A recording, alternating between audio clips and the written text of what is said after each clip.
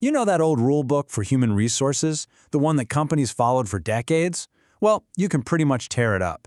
Because those old strategies, they're not just outdated anymore. Following them today could be a roadmap straight to failure.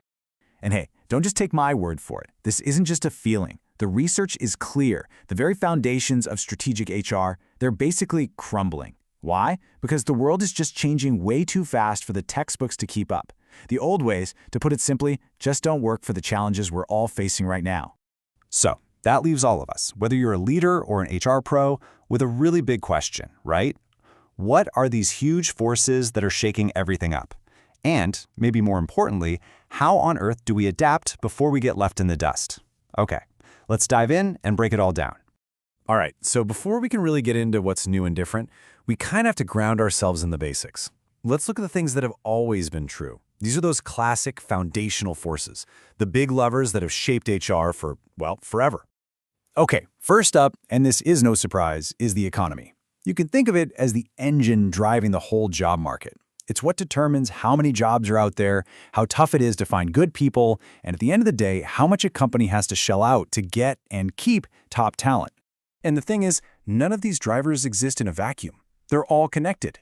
You've got the size of the population, right? That directly feeds into how big the workforce is. Then you add in what industries need, and boom, that's your labor market. And kind of floating above all that, you've got things like national income and inflation, which can really squeeze or stretch the value of a paycheck. It's like a really complex machine. You can't just touch one gear with all the others moving too.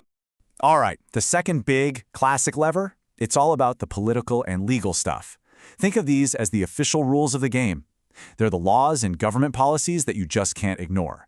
They set the boundaries for every single company out there. I mean, look at this. Governments are literally building the foundation of the workplace through laws. They're the ones setting up anti-discrimination rules, creating mandates to make sure everyone gets a fair shot, and enforcing really strict safety regulations. And let's be clear, these aren't just suggestions. This is the absolute bedrock of what it means to be compliant in HR. Okay, so that's the foundation, the classic stuff. But now, let's shift gears and talk about today. Let's look at these massive tides of change, the trends that are moving so fast and completely reshaping how we work, like right this very second. Just look at this number, 81%. That's how many companies are expected to be using a hybrid work model. This isn't some passing trend anymore, folks. It's the new normal, the new default, and it's forcing everyone to completely rethink, well, everything, from how we collaborate to what company culture even means.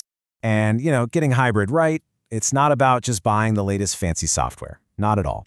As experts like Mark Mortensen tell us, it really comes down to the human side of things. It's about building real trust, it's about creating an environment where people feel safe enough to speak their minds, and it's about genuinely understanding that your workforce is scattered and has all kinds of different needs. Speaking of diverse needs, get a load of this number, $15.4 billion. That's what the global market for diversity, equity, and inclusion is projected to be worth by 2026. This just goes to show you, DEI isn't some little side project for the HR department anymore. It's a core business strategy, and companies are putting some serious money behind it. And what's really important here is that DEI is moving way beyond just being a buzzword. It's becoming a serious, data-driven field. Companies are now tracking the hard numbers for everything: recruitment, hiring, pay, promotions, all of it. The goal? To build workplaces that are actually fair, not just places that have a nice-sounding statement on their website. And what's powering all of this change? Technology. It's a full-blown tech revolution in HR. Just look at the data. The market for generative AI in HR is set to explode. And something like 71% of executives say people analytics is crucial. So yeah, AI and data aren't coming soon to HR. They're here right now, and they're a huge deal. But here's where it gets really tricky. When you take those classic forces we talked about and you smash them together with all these new trends, well, it's not a simple equation. It creates these deep, messy paradoxes, real tensions that leaders are struggling with every single day. And you can't just pick a side. The research is super clear on this. Modern HR isn't about choosing A or B. It's about figuring out how to balance both. We're living in a both-and world now, not an either-or one. It's a real balancing act. Okay, so let's look at the first big paradox. Do you focus on the people, your human capital, right? The who, or do you focus on the systems, the HR practices, the how? Think about it. Do you pour all your resources into your top-tier talent, your superstars, or do you focus on building fair, consistent processes for everybody?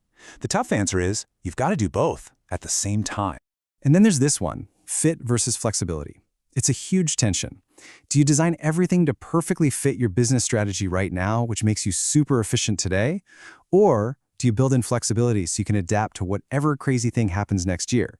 It's a trade-off, because being perfectly optimized for today can make you really fragile for tomorrow. And last but not least, a real classic, commitment versus control. On one hand, we want our people to be engaged, committed, to come up with amazing new ideas on their own. But on the other hand, we need some control, right? We need rules and procedures to make sure things are consistent and don't just descend into chaos. So the big question is, how do you empower people while also making sure the important stuff gets done the right way? So, when you're trying to navigate all these forces and balance these tough paradoxes, just tweaking the old way of doing things isn't gonna cut it. We need a totally new approach, a new way of thinking. So, that begs the question, how do we actually do that? What does preparing for this future look like in the real world? Well, experts have some pretty clear, practical advice. First, engage with your employees all the time, not just in some once-a-year survey. Second, you have to be intentional about creating those informal connection points. Think of it like building a virtual water cooler. Third, make conversations about training and career growth a normal, everyday thing. And finally, and this is so important, you have to actively check in on the mental health and well-being of your people. Okay, let's wrap this up. What are the key takeaways here? First, remember, HR is being pulled in two directions, by those timeless economic and legal forces and by these brand new, fast-moving trends. Second, things like hybrid work, DEI, and AI. They're not just talk. They demand completely new ways of doing things. Third, the biggest challenge is learning to live in that uncomfortable middle, balancing those paradoxes like fit versus flexibility. And finally, the bottom line is that the new playbook for success has to be agile, it has to be human-centric, and has to be driven by data. So that leaves us with one last and maybe most important question to think about. As we're rebuilding the workplace with all these amazing new tools and navigating all this complexity, what's the point of it all? What are we actually building for? Is the goal just to get lost in the data and squeeze out every last drop of efficiency? Or are we going to remember that at the center of all this work are human beings, and that maybe, just maybe, we should be building for them? The choice, really, is up to us.